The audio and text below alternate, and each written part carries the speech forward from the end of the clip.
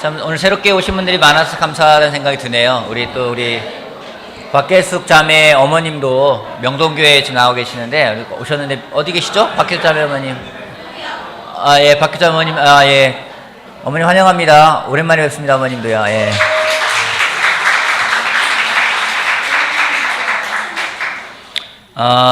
지난주에는 우리 프리틴 4학년, 5학년, 6학년 그 캠프를 다녀왔습니다. 그 치악산에 있는 그 황둔 자연휴양림이라는 곳에, 피노키오 자연휴양림이라는 곳에 가서 하고 왔는데 2박 3일 동안 아이들이 정말 잘 지내고, 또 특별히 우리 카운슬러 선생님들하고 자원봉사자 선생님들이 잘 도와주셔서 한 아이는 막 집에 오자마자 울었다고 그래요. 다시 가고 싶다고.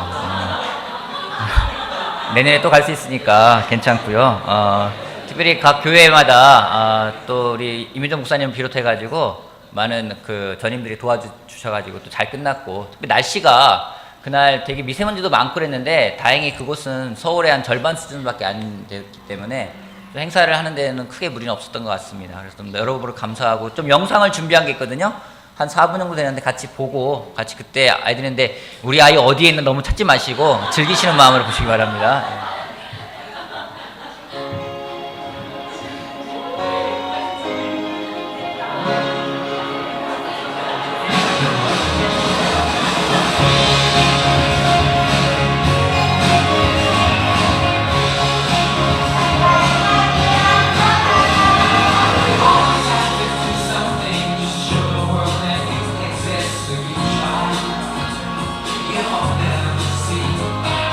All my friends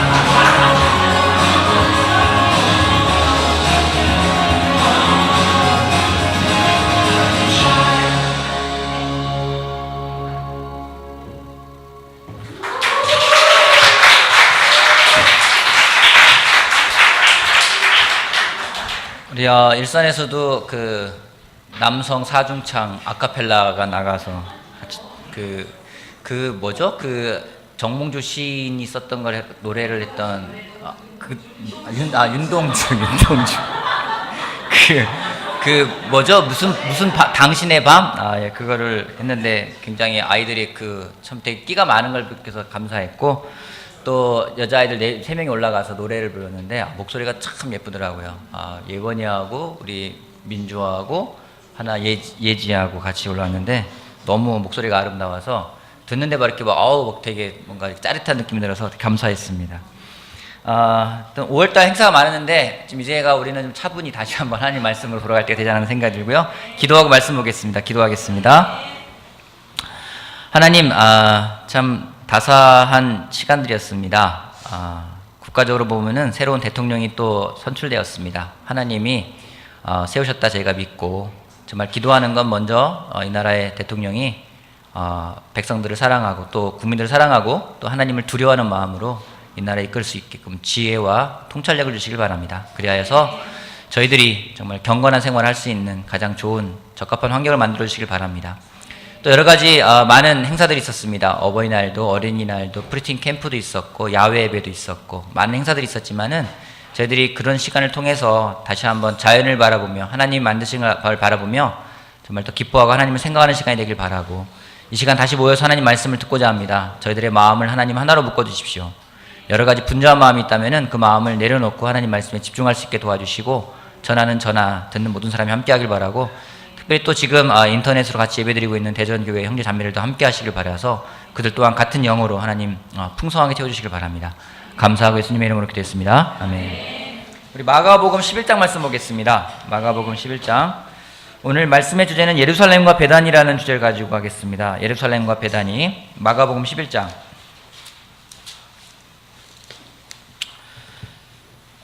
예수님이 예루살렘에 이르르십니다. 많은 사람들의 그런 열렬한 환영을 받고 예루살렘에 들어가십니다. 마가복음 11장 11절 말씀 보도록 할게요. 예수께서 예루살렘에 이르러 성전에 들어가셨다. 그는 거기서 모든 것을 둘러보신 뒤에 날이 이미 저물었으므로 12제자와 함께 베다니로 가셨다. 예수님이 예루살렘에 가셨습니다. 거기서 많은 걸 둘러보시고, 그리고 예수님은 다시 어디로 가시는지 베다니라는 곳으로 가십니다. 그곳에 왜 가셨을까요?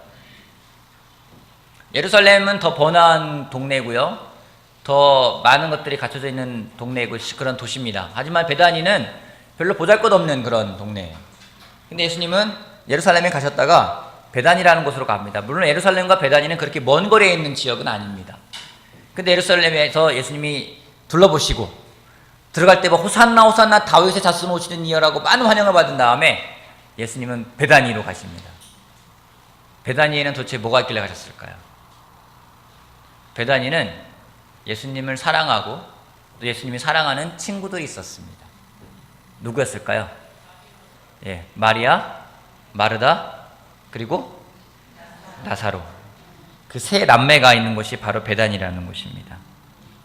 좀 번화한 곳이 예루살렘이었다면은 한적하지만 정말 마음에서부터 이렇게 쉼을 쉴 수 있는 곳이 베단이었기 때문에 예수님은 베단이라는 동네를 자주 방문하는 걸 성경을 통해 볼 수가 있습니다. 여러분의 마음은 베다니 같은 곳입니까? 여러분의 마음은 예루살렘 같은 곳입니까? 오늘 여러분의 마음은 어떤 곳입니까? 여러분의 마음은 지금 어디에 있습니까? 베다니에 있습니까? 여러분의 마음은 예루살렘이라는 곳에 있습니까? 베다니에 있습니까? 우리들의 마음이 베다니에서 물론 시작을 했는데 점점 가면서 예루살렘 같이 될 때가 많이 있어요. 도시라는 곳이, 나라라는 곳이 그렇게 되는 것 같습니다. 처음 베다니 같은 곳인데 점점점 분주해지고 바빠지면서 예루살렘 같은 그러한 곳. 여러분, 예루살렘은 화려한 곳이지만 그곳에서는 예수님을 환영하기보다는 예수님을 십자가에 매달아 죽이는 그런 일이 벌어진 곳이 바로 예루살렘이라는 곳입니다. 오늘 성경 말씀을 통해서 베다니에 살았던 그 두 자매, 세 남매 그 삶을 통해서 다시 한번 우리가 어떤 삶을 살아가면 좋을지에 대해서 같이 배워보는 시간 갖도록 하겠습니다. 누가복음 10장 말씀 볼게요. 누가복음 10장.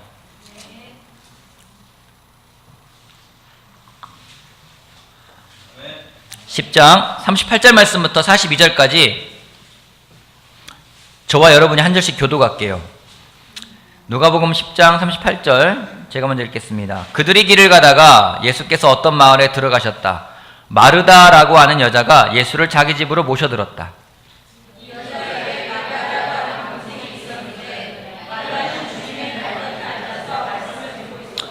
그러나 마르다는 여러 가지 접대하는 일로 분주하였다. 그래서 마르다가 예수께 와서 말하였다. 주님, 내 동생이 나 혼자 일하게 두는 것을 아무렇지도 않게 생각하십니까? 가서 거들어 주라고 내 동생에게 말씀해 주십시오.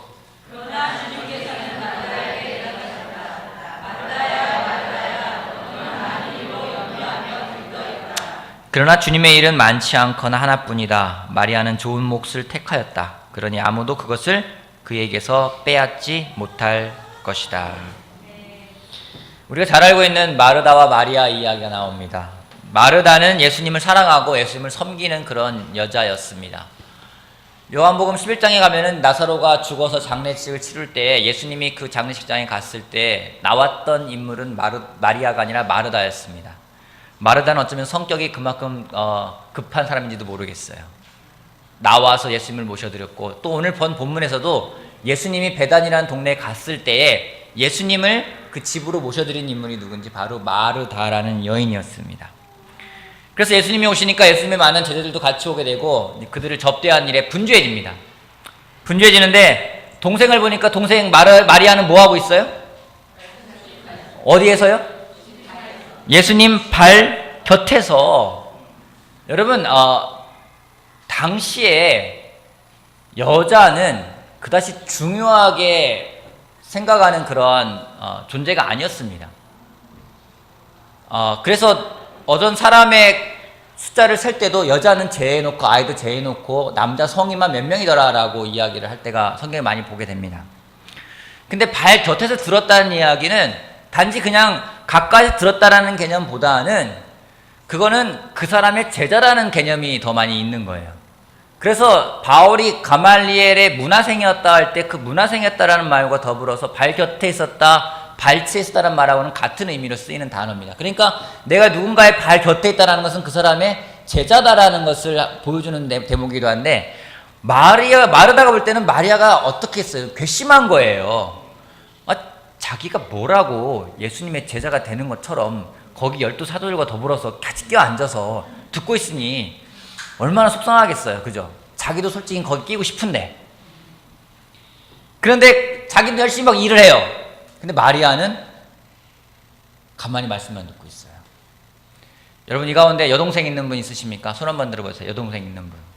여동생 있는 분. 여동생들이 있으시군요. 우리 최윤정 자매는 최현정 자매가 얄미운 적 없었어요? 많아요. 많아요. 지금은 없겠죠? 있어요. 우리 김세희, 김세아, 김세련 세 자매가 있습니다. 우리 중간에 낀 우리 세련 자매는 동생이 미운 적이 있었어요? 묵비권을 행사한다고 합니다. 되게 마르다가 볼 때 마리아가 얄미워요.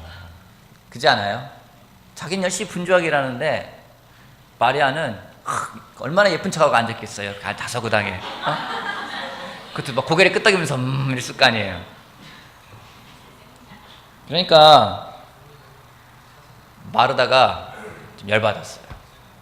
그래서 예수님한테 일러 바칩니다. 주님, 내 동생이 나 혼자 일하기에 두는 것을 아무렇지도 않게 생각하십니까? 가서 거들어 주라고 내 동생에게 말씀해 주십시오. 이렇게 말하지 않았겠죠. 뭐라고 했을까요? 주님, 쟤 마리아, 쟤 어떻게 해요, 쟤? 저 일하는 거 뻔히 아는데 저러고 있어요. 좀 도와주러 가세요. 예수님한테 가서 고자질을 합니다. 예수님이 하시는 말씀은, 마리아야, 언제 좀 도와줘라. 이러면 얼마나 좋았겠어요. 그게 아니에요. 오히려 마르다야, 마르다야, 2번이나 부르세요. 너는 많은 일로 염려하며 들떠 있다. 그러면서 주님의 일은 많지 않거나 하나뿐이다. 마리아는 좋은 몫을 선택하였다. 그러니 그것을 빼앗아갈 자가 없을 거라고 이야기를 하세요. 여러분, 이 말을 들었을 때 마르다는 마음이 어땠을까요? 여러분이 마르다라면 어땠을 것 같아요? 크게 말해보세요. 괜찮으니까. 뭐라고 했을 것 같아요? 어땠을 것 같아요? 더 열받았을 것 같아요? 어땠을까요? 예수님 맞아? 어땠을 것 같아요? 네? 나 뭐라고요? 일하기 싫어요? 네. 아마 이 말을 들었을 때 마르다는 굉장히 당황스러웠을 거라는 생각이 듭니다. 음식 장만하고 사람 섬기는 게 중요한데 그거 팽개치고 말씀 듣는 게 더 중요한 거야? 뭐 이런 생각이 들지도 모르겠어요. 내가 지금 예수님을 섬기고 있는데 예수님 섬기는 것보다 더 중요한 게 또 뭐가 있다는 거지? 어쩌면 마르다는 그런 마음이 있는지도 모르겠어요. 근데 오늘 마르다를 통해서 우리가 배울 수 있는 것들이 있습니다. 여러분, 마르다가 놓친 게 뭔가요? 마르다가 놓친 게 뭐예요? 말씀. 마르다는 열심히 살았던 사람이라는 생각이 들어요. 부지런했어요. 성격도 급해요. 우리 가운데 그런 사람 있죠? 성격도 급하고 빨리빨리 움직여야 되고 뭔가 그렇지 않으면 막 열받고 뭐 여러 사람이 공감하고 있는 것 같아요. 근데 열심히 내다 보니까 목적을 잃어버렸어요. 우리도 종종 마르다가 될 때가 있습니다. 종종이 아니라 아주 자주 있습니다. 예수님이 마르다에게 하신 말씀이요, 마르다야, 마르다야, 너는 많은 일로 염려하며 들떠있다라고 표현하고 계세요. 들떠있다, 들떠있다라는 것은 시끄럽다라는 이야기예요. 들떠있다라는 얘기는 다시 말해서 이 어원을 보게 되면 화를 내고 있다라는 얘기입니다. 여러분, 마르다가 지금 화가 났어요. 화내고 있는 거예요. 그냥 가서 예수님 저 좀 도와주러 가세요, 이 말이 아니에요. 지금 마리아한테 막 화가 엄청난 거예요. 그래서 화가 나서 화를 내고 있고 막 혈기를 부리는 거예요. 예수님이 그런 마르다에게 이야기하시는 겁니다. 네가 지금 너무 염려하면서 들떠있다. 왜 화내고 있니? 여러분, 마르다가 예수님한테 고자질할 때는 확신이 있었을 거예요. 그죠? 분명 예수님 내 편일 거야. 근데 예수님은요, 오히려 반대로 말씀하세요. 마르다한테 내 선택만이 옳다라고 하지 말라고 이야기하고 있어요. 여러분, 일하다 짜증날 때 있죠? 언제 짜증나십니까? 여러분들 일하면서 짜증날 때가 있어요. 언제 짜증이 나십니까? 계획대로 안 될 때. 또 언제 짜증나십니까? 네? 혼자만 열심히 한다고 생각될 때. 뭐 요즘에 독박 육아라는 것이 있죠. 혼자서만 열심히 육아에 힘쓰는 사람이 있다고 생각될 때가 있어요. 또 언제 그러면 또 열받으십니까? 화가 나십니까? 불공평하다 생각될 때. 맞아요. 여러분, 집에서 나만 혼자 열심히 육아하는 것 같아. 막 애들 키우라고 나만 고생하는 것 같아. 근데 남편은 밖에서 들어오면은 뭐 쳐다도 안 보고 피곤하다고 하고 누워서 자려고만 하고 막 그러면 얼마나 짜증나요. 그러면은 나만 하는 건가 뭐야, 뭐 이런 생각 들잖아요. 근데 반대로 아내가 집에서 애를 돌보질 않는 거예요. 애가 뭐가 묻건 뭐 똥을 싸건 밥을 먹건 챙기지 않고 마음대로 둬요. 근데 남편이 와도 별로 시덥지 않게 대해요. 그럼 남편에서 뭐 열받을까요? 아니에요. 자기가 열심히 하기 때문에 열심히 하지 않는 사람들에 대해서는 짜증이 나고 화가 납니다. 우리 가운데 좋은 모임을 시작하는 게 있어요. 좋은 목적으로 시작하는 모임들이 있습니다. 우리 아침에 모여서 퀴티 모임을 하자. 한 4명의 형제들이 막 결심을 했어요. 그래서 좋다, 만나자. 그래서 첫날 다 모였어요. 아멘. 서로 좋게 나누고 막 헤어졌어요. 둘째 날 한 명이 안 와요. 셋째 날 또 한 명이 또 안 왔어요. 넷째 날 2명이 안 와요. 그 다음에 일주일 지났어요. 모이는 사람 2명 열심히 모여요. 나머지 2은 안 와요. 2명 마음속에 어떤 마음이 들까요? 짜증이 나요. 분명 좋자고 했어요. 그죠? 교회에서도 열심히 일을 해요. 우리 뭐 청소합시다. 열심히 일하는 청소하다 보면 꼭 청소 안 하고 옆에 뺀질뺀질 가면서 여기 조금 저기 조금 막 그런 사람이 있어요. 보면은 막 짜증이 나요. 그잖아요. 열심히 해야 되는데 막 뺀질거리고 머리 쓰고 막 티만 내려고 하고 그러면 짜증나잖아요. 왜 짜증이 나요? 열심히 하기 때문에요. 열심히 하기 때문에요. 좋은 뜻으로 하자고 시작했는데 열심히 하다 보면은 그렇지 않은 사람들에 대해서 비교하게 됩니다. 여러분, 누가 정죄하고 누가 판단할까요? 열심히 하는 사람은 비교하고요. 열심히 하는 사람은 판단하지, 열심히 하지 않는 사람은 판단하지 않아요. 열심히 하는 사람은 정죄하지 않습니다.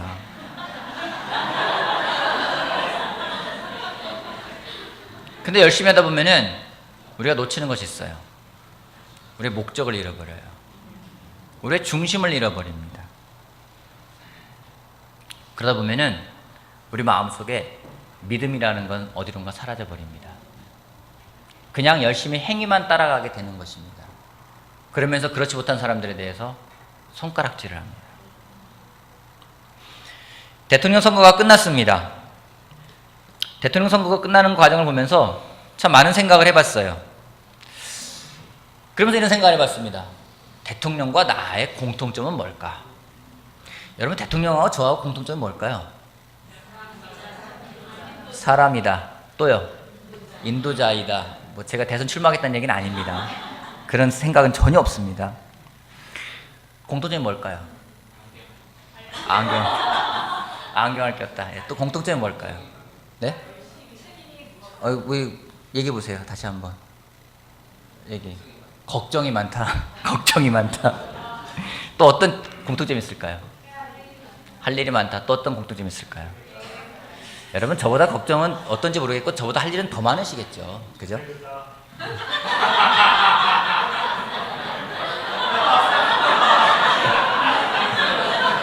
제가 잘 못 들었어요. 제가 생각할 때 공통점이 한 가지 있어요. 제가 생각하는 공통점이 뭐냐면 세상을 바꾸고 싶어요. 공통점이라고 생각을 합니다. 근데 많은 사람이 그걸 원해요. 세상을 변화시키길 많은 사람이 원합니다. 근데 그러면 저하고 대통령과 차이가 뭘까? 제가 잘났다는 얘기가 아닙니다. 저보다 더 뛰어나신 분이고 저보다 더 능력 있는 분이고 저보다 더 지혜로운 분이라고 생각을 해요. 이번 대선 나왔던 사람들 5명, 물론 10몇 명이지만 5명밖에 기억 못하지만 5명을 보면은 정말 말씀을 잘하세요. 정말 뛰어나고요. 정말 지혜롭고요. 아, 저렇게 생각을 하고 어떻게 저런 스케일을 가져갈 수가 있지? 하면서 배우는 게 되게 많았어요. 요즘에 제가 개인적으로 역대 대통령들을 공부하고 있습니다. 그 사람들의 목표가 뭐냐면 다 한 글씨 이야기하는 게요. 세상을 바꾸겠습니다. 이 나라를 변화시키겠습니다. 들으면서 저도 막 마음이 막 움직여요. 나도 그렇게 하고 싶은데. 근데 그들은 변화시키기 위해서 저는 이런 능력으로 변화시킬 겁니다. 저는 이것을 할 겁니다. 저는 이걸로 할 겁니다. 많은 걸 내세워요. 저는 근데 한 가지밖에 없어요. 저는 못합니다. 하지만 하나님은 가능합니다. 그러기에 하나님을 믿는 그 믿음으로 하려고 합니다라는 것이 차이점이에요. 근데 안타깝게도요. 시간이 가고 요즘 굉장히 제 머릿속이 분주해져요. 그래서 예전에는 꿈이라는 걸 많이 안 꿨는데 요즘에 꿈을 많이 꿔요. 어느 날은 어떤 이슈로 밤새도록 형제들하고 토론하는 꿈을 꿨어요. 밤새도록. 자고 나는데 잔 것 같지가 않은 거예요. 어느 날 또 어떤 필요를 느끼는지 모르지만 형제들하고 밤새 운동을 달렸어요. 밤새 꿈속에서. 자고 나는데 너무 피곤한 거 일어났는데 아침에 일어나면 개운해지는데 뭐 몸이 더 피곤한데요. 밤새 뭐 했지가 생각들 정도로 밤새 머릿속에 얘기하는 거예요. 밤새 달리고 왜 그러는 거지 생각 드는 거예요. 머리가 되게 분주해요. 그러다 보니까 머리가 분주해지니까 몸만 더 쓰게 되고 머리만 더 쓰게 되고 그러면서 제 마음에서부터 짜증이라는 게 나오더라고요. 원망이라는 게 나오고요. 열심히 하고 있는데 열심히 안 하는 것 같은 사람 보이면은요 막 손가락질 하고 싶은 거예요. 근데 이 말씀을 준비하면서 이 말씀이 되게 저를 건드렸어요. 기모야, 너는 많은 일로 염려하며 들떠있다. 제가 어느덧 믿음으로 시작했던 것을 믿음을 잃어버리고 있는 건 아닌가 생각이 들었습니다. 이 경험은 굉장히 중요해요. 어젯밤에도 저희 딸하고 좀 이야기를 했어요. 저희 딸하고 했던 이 설교 시간에 했던 얘기들은 여러분들은 저희 딸한테 절대 얘기하시면 안 됩니다. 그거를 전제로 이야기하시면 돼요. 어제도 이제 너 반바지를 입네 안 입네 뭐 치마에 맨날 그런 거 갖고 하는 거예요.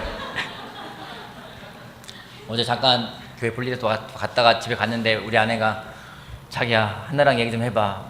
뭔 얘기 있어요? 뭔가 문제가 있다는 얘기죠. 얘기를 하는데 뭐 이야기를 해요. 반바지를 입어야 되네, 뭐 짧은 걸 입네, 안 입네, 아빠는 짧다, 아니다, 자기는 예쁘다, 뭐 항상 그런 주제로 이야기를 해요. 그러다 보면 이슈가 넘어가요. 뭐 핸드폰을 해야 되네, 말아야 되네, 뭐 스마트폰 얘기 넘어갔다가 뭐 이슈가 비슷해요. 네 가지예요. 뭐 치마를 입네, 안 입네, 뭐 반바지 짧으네, 안 짧으네, 뭐 스마트폰을 쓰네, 안 쓰네, 뭐 되게 그런 것들 갖고 싸우는 거예요. 근데 이야기를 하는데 아이가 막 울어요. 막 우는데 물어봤어요. 나 왜 울어? 그러니까 자기도 안 돼요. 자기가 배려하지 않고 자기가 이기적이고 자기가 뭔가 자기 것만 하려고 하는 걸 느끼고 그래서 자기가 이기적인 걸 아는데 근데 후회할 것도 아는데 후회도 되는데 반항하고 싶대요. 하고 싶지가 않대요. 근데 그 말 듣고 제가 떠올랐어요. 알아요. 근데 반항하고 싶을 때가 있어요. 안 하고 싶을 때가 있어요. 그래서 제가 딸한테 했어요. 근데 아빠도 그런데 그때 아빠가 하는 게 있어. 왜냐면 아빠는 그때 기도한다. 그러니까 아이가 그래요. 기도하면 돼?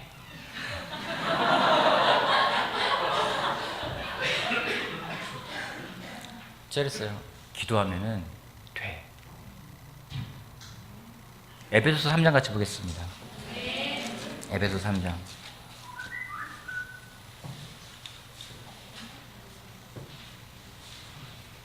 저 아내가 어저께 한 자매와 같이 성경 공부하고서 나눠졌던 내용들인데 저한테도 굉장히 와 닿았습니다. 3장 8절 말씀, 18절 말씀부터 19절 말씀까지 같이 한번 읽어볼게요. 에베소 3장 18절 말씀부터 19절 말씀까지. 자, 모든 성도와 시작. 모든 성도와 함께 여러분이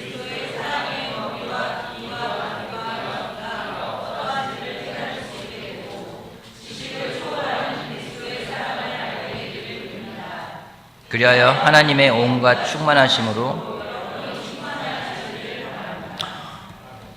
여러분 하나님의 사랑은요, 예수님의 사랑은 지식을 초월합니다.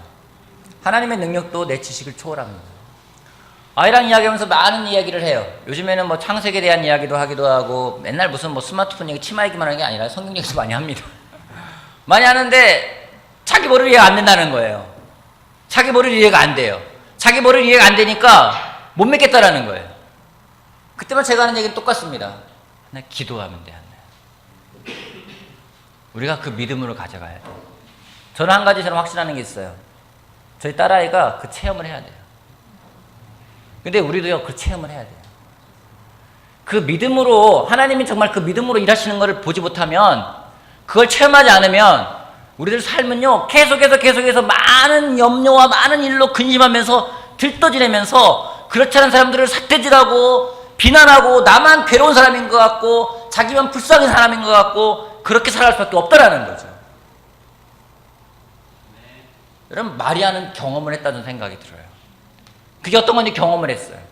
근데 마르다는요, 경험을 못했다는 생각이 들어요. 그렇게 분주하게 열심히 움직입니다. 몸만 열심히 움직입니다. 마음의 시작은 좋았어요.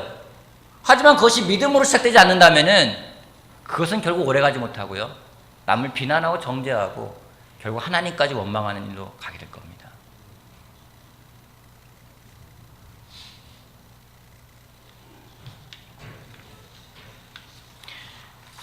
어제 한 부부랑 한 시간 보내면서 요즘 그런 생각을 해보면서 같이 나눈 게 있었어요. 내가 가장 격려받을 때가 언젠가. 그래서 제가 가장 격려받고 가장 기쁠 때가 언젠가. 또 나는 언제 가장 행복한가 생각을 해봤어요. 제가 가장 격려받을 때는 하나님 말씀을 공부하고 하나님 말씀을 전할 때가 가장 격려가죠. 전 이 시간이 제일 좋아요. 그래서 하나님한테 기도를 해요. 하나님, 이 일을 오래 할 수 있게끔 저를 인도해달라고 기도하고 있어요. 왜요? 말씀이 좋아요. 근데 사탄은 그걸 알기 때문에 내가 좋아하는 거를 가까이 가지 못하게 할 때가 참 많아요. 분주하게 만들어요. 분주하면서 마음을 잃어버려요. 많은 일들이 머릿속에 들어오면서요, 들떠있게 돼요. 근데 예수님이 뭐라 했습니까? 중요한 거는 많지 않다고 돼 있어요. 많지 않거나 단 하나뿐이라고 이야기하고 있습니다. 지난 금요일날 바이블 토론 하는데 정진영 기가 그 얘기를 하더라고요. 정리하는 부분에서 이야기를 하면서 전도서에 그렇게 나와 있습니다. 하나님이 우리를 단순하게 만드셨어요. 근데 우리가 우리 스스로를 복잡하게 만들어 놓은 거예요. 말씀 볼게요. 전도서 7장 같이 보겠습니다. 전도서 7장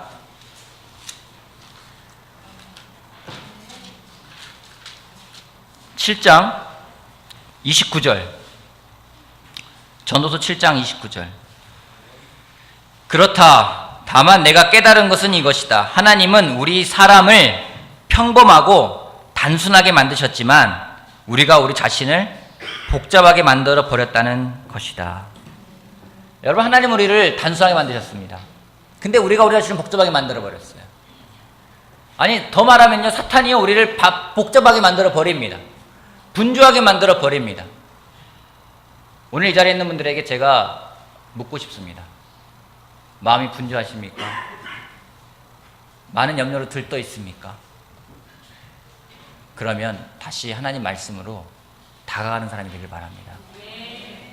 마리아처럼 다시 예수님 발 곁에 앉아서 그분의 말씀에 귀를 기울이는 가장 좋은 것을 선택하는 여러분이 되길 바라겠습니다. 그것이 믿음이라는 겁니다. 그걸 잃어버릴 때는요, 힘들어지는 걸 경험하고 있어요. 그걸 잃어버릴 때는요, 뭔가 다른 사람에 대해서 안 좋은 마음만 생기고 마음속에서 화만 나온다는 것을 알게 됩니다. 여러분, 다시 하나님 말씀으로 갈 수 있는 그곳이 우리의 진정한 영적인 배단이라고 저는 생각을 합니다. 그곳으로 간 사람이 되길 바라겠습니다. 아멘. 두 번째요, 마르다가 잘한 게 있어요. 마르다가 뭘 잘했을까요? 섬기는 거. 마르다가 또 잘한 게 있어요. 솔직한 거. 마르다가 잘한 거는 자기의 솔직한 마음을 예수님에게 오픈했다라는 겁니다. 누구를 일으킬까요? 저 뒤에 있는 우리 김대희 형제 한번 일어나볼래요? 김대희 형제 잠깐 일어나보세요. 네. 자, 김대희 형제하고 저하고 가장 가까운 거리는 어떤 거리일까요? 마음의 거리? 아니, 그런 게 아니라요. 그냥 쉽게 말하면 너무 복잡하게 생각하지 마시고 단순하게. 김대희 형제하고 저하고 가장 가까운 거리는, 제가 김대희 형제한테 갈 수 있는 가장 가까운 거리는 이렇게 가는 거리일까요? 이렇게 민호 형을 밟고 그 뒤에 은정이를 짓밟고 그 뒤에 보송이를 뛰어넘어서 가는 거리가 제일 가까운 거리일 거예요. 이 거리를 뭐라고 합니까? 그렇죠. 한 점과 한 점을 연결하는 가장 가까운 선을 직선이라고 합니다. 앉아주세요. 정말 저하고 김대희 형제하고 가장 가까운 거리가 이 거리일까요? 제가 김대희 형제한테 가는 가장 가까운 거리는 이 거리일까요? 가장 가까운 거리는요, 이렇게 가는 것보다 제가 하나님한테 가는 거예요. 마르다가 잘 선택을 했어요. 제 아내에게 친한 친구가 있습니다. 그 자매는 전화가, 참고로 일산 아니니까 여러분들 상상하지 마시고 추측하지 마시고, 전화가 가끔씩 옵니다. 정말 그 자매한테는 옛 속담이 딱 맞아 떨어져요. 무소식이 희소식이다.